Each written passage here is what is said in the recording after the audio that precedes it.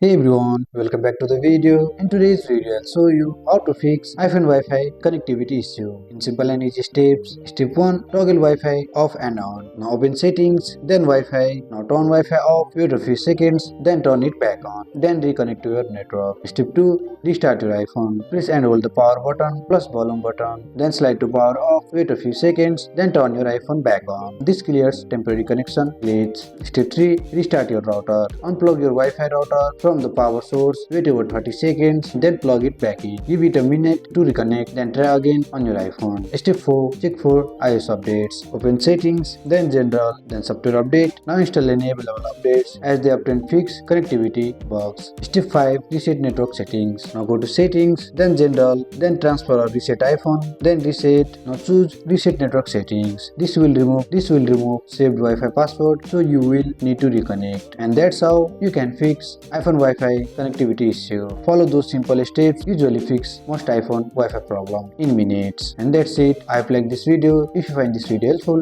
drop a like, subscribe to our channel. See you in the next video.